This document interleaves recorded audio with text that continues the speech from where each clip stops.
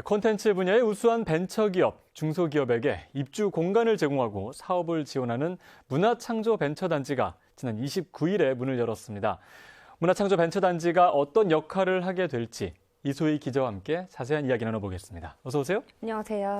자, 이소희 기자, 한국을 대표하는 문화 콘텐츠를 육성하겠다라는 의미에서 문화창조융합벨트가 시작이 됐는데 네. 그 안에서 이제 문화창조벤처단지가 또 문을 열었습니다. 이제 어떤 역할을 하게 됩니까? 네, 우선 문화창조융합벨트는 문화창조벤처단지, 오늘 소개해드릴 벤처단지를 포함해서 4가지 거점 사업을 담고 있습니다.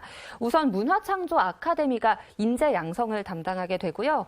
창업과 기업 인큐베이팅을 문화창조융합센터, 그리고 콘텐츠 코리아랩에서 담당을 하게 됩니다. 오늘 소개해드릴 문화창조벤처단지는 콘텐츠 기업에게 입주 공간을 제공하고요. 기획에서부터 개발, 제작 같은 사업화를 전반적으로 지원합니다. 마지막으로 셀 플랫폼, K컬처 밸리라든지 K팝 아레나 같은 공연장, 콘텐츠 파크에서 콘텐츠를 마지막으로 구현하게 됩니다. 아, 그렇군요. 지금 이제 자료화면에서 보신 것처럼 문화창조 이 벤처단지는 이미 창업을 한 그 기업들이 한 단계 더 성장할 수 있도록 돕는 역할을 하는 거군요. 맞습니다. 보시다시피 원스톱으로 이렇게 사업화가 이뤄지면서 입주 기업의 고속 성장을 돕게 되고요. 궁극적으로는 한국을 대표하는 수준 높은 문화 콘텐츠를 생산하는 것이 문화창조벤처단지 조성의 이유라고 할 수 있겠습니다. 네, 그렇군요. 그렇다면 사실 문화 콘텐츠도 종류가 다양하지 않습니까? 그만큼 입주하는 기업도 종류 굉장히 많을 것 같은데. 맞습니다. 제가 벤처단지 내에 입주한 기업들을 직접 둘러보고 왔고요. 벤처단지에서 기대되는 점을 듣고 왔습니다. 웹툰 제작자들의 매니지먼트를 담당하고 웹툰을 기획 제작하는 한 업체입니다. 2013년 웹툰 사업에 뛰어든 업체 대표는 현재 웹툰 200여 편과 계약을 맺고 전속 작가도 30여 명을 두고 회사를 키워나가고 있는데요. 공간뿐만 아니라 펀드라든지 입주 기업들 간의 소통 같은 점을 감안했을 때 상당히 벤처단지가 매력적으로 느껴졌다고 합니다. 이렇게 치열한 경쟁률을 뚫고 벤처단지 내 독립공간에 입주하게 되면서 기대 또한 큽니다. 1차적으로 이제 저희 만화가 해외로 잘 나갈 수 있도록 여기 벤처단지의 또 글로벌 파트도 지원이 또 서포트도 해주기 때문에 그런 부분 일단 기대가 크고요. 독립공간 외에도 1인 기업이나 4인 미만 신생 벤처기업을 위해 마련된 열린 공간도 있는데요. 이 열린 공간은 기업들끼리 서로 협업하면서 상승 효과를 낼 수 있도록 마련됐습니다. 이곳에 입주한 전통 콘텐츠 기획업체 또한 타 기업과의 시너지 효과를 기대하고 있더라고요. 벤처 단지에는 이제 기술 기반의 IoT나 ICT 등을 제작하는 회사들이 많아서 이제 그런 전통과 기술력이 융복합된 이제 좀 그런 글로벌한 콘텐츠들 제작을 하는 게 또 제 목표고, 그래서 그런 것들을 하고 싶어서 또 벤처 단지에 입주를 하게 됐고요. 홀로그램 퍼포먼스 같은 융복합 문화 관광 콘텐츠를 개발하고 있는 이 업체는 이곳에서 국내 최고 수준의 장비를 이용할 수 있게 됐습니다. 이런 수준의 장비들을 빌리려면은 대여해서 사용하려면은 수백만 원에 이르기도 하는데요. 하루 대여비가. 이런 것들이 해결이 되다 보니까 여기에 들어가는 비용들을 저희가 컨텐츠 제작에 더 사용할 수 있기 때문에 아주 좋은 퀄리티의 작품들이 이제 나올 것으로 기대가 됩니다. 벤처단지에 입주한 기업들에게 자금 투자라든지 타 업체 간의 교류 같은 기회가 주어지고 해외 진출 지원, 또 홍보나 마케팅도 벤처단지에서 도맡을 예정입니다. 네.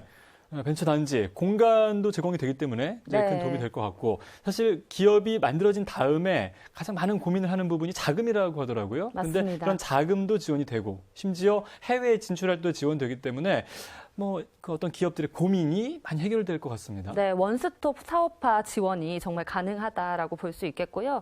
그래서 이제 입주 기업들은 2차례 심층 평가를 거쳤고 13대 1의 경쟁률을 뚫고 선정이 됐습니다. 그래서 오늘까지, 올해 말이죠. 오늘까지 단지 안에 93개 업체가 입주할 예정입니다. 우선 이곳에는 24시간 운영이 가능한 독립 사무공간 42개, 그리고 스타트업들이 한자리에 모여서 협업할 수 있는 열린 공간 51개가 들어섰고요.